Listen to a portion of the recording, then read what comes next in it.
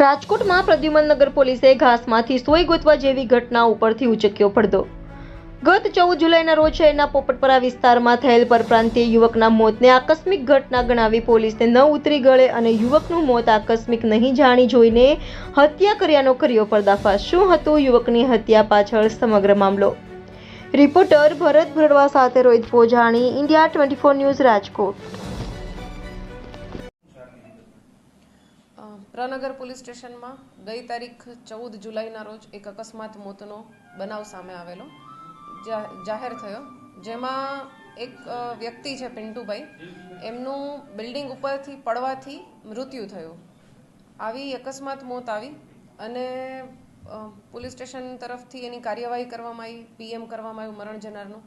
આ દરમિયાન જે તપાસ કરતા હતા એ અને પોલીસ સ્ટેશનના થાણા અધિકારી વગેરેને થોડો ડાઉટ ગયો કે આમાં કદાચ હત્યાનો બનાવ હોઈ શકે છે, આવી શંકા ગઈ જે અકસ્માત મોત જે પ્રકારે એ લોકોએ દર્શાવી હતી એમાં, જેથી વિગતવાર તપાસ કરવામાં આવી કે આમાં ખરેખર શું હતું। એટલે 14 તારીખે હતું સવારે, 14 તારીખે રાત્રે એમને ઝઘડો હતો અને 15 તારીખે વ્યક્તિનું મૃત્યુ થયું સવારે। તો 15 તારીખે પછી ત્યારથી 2 દિવસ અમે તપાસ કરી, આજુબાજુના લોકોની પૂછપરછ કરી। આ દરમિયાન સામે આવ્યું કે આ ખરેખર તો અકસ્માત મોત નહીં પણ હત્યાનો બનાવ હતો અને એને અકસ્માત મોતમાં ખપાવી દેવાનો પ્રયાસ કરવામાં આવ્યો છે।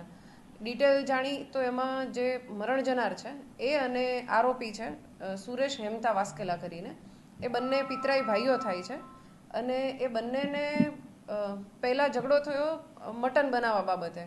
એક આણે સુરેશ હેમતાએ મુરગીનું મટન બનાવેલું હતું અને જે મરણ જનાર છે એણે એના ધ્યાનમાં નહોતું કે આણે બનાવેલું છે ને એણે બકરાનું મટન લાવી અને એ વાસણમાં મિક્સ કરી દીધું। આ બાબતે બંનેને બોલાચાલી થઈ, બંનેને સમાધાન પણ થઈ ગયું ફરીથી રાત્રે 14 તારીખે જ।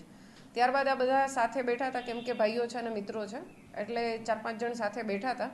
એ દરમિયાન ફરી જે મરણ જનાર છે એણે આરોપીને પોતાનો મોબાઈલ આપેલો હશે, પણ આરોપી એના પૈસા નહીં આપતો એટલે મરણ જનારે કીધું તું મારો મોબાઈલ પાછો આપી દે।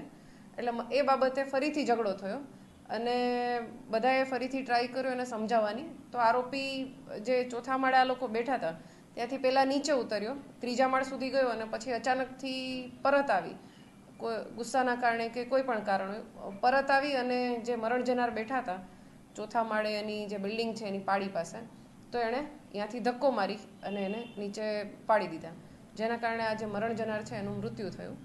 આ બધી બાબત અમે તપાસ કરી તો અમારા ધ્યાનમાં આવ્યું કે આવો બનાવ બનેલો છે। આરોપીને તાત્કાલિક પકડવા માટે કાર્યવાહી કરવામાં આવી અને આ દરમિયાન જે ફરિયાદી છે મરણ જનારના ભાઈ, એ લોકોને પણ અમારા દ્વારા ઇન્ફોર્મ કરવામાં આવ્યું।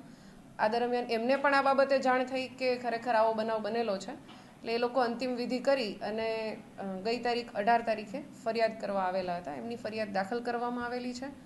જે આરોપી છે એના અમે 3 દિવસના રિમાન્ડ પણ મેળવેલા છે। હાજી, પીએમ રિપોર્ટ કરવામાં આવ્યો છે, પીએમ નોટ હજી આવવાની પેન્ડિંગ છે અને જે પ્રાઇમરી પીએમનું જે મૃત્યુનું કારણ આવ્યું છે એમાં એવું જ છે કે ઉપરથી પડી જવાથી મૃત્યુ થયું છે। એટલે હવે અમે અમારા દ્વારા તપાસ કરીને જે વધુ પુરાવા મળે એ પુરાવા મેળવી અને ચાર્જશીટ કરશું। આ જે બાંધકામ છે એ આવાસ યોજનાના બિલ્ડિંગ બની રહ્યું હતું અને એનું બાંધકામ આ બધા કરી રહ્યા હતા, એટલે એના મજૂરી। આ જે આરોપી અને મરણ જનાર છે એ બધા એમપીના અલીરાજપુરના છે।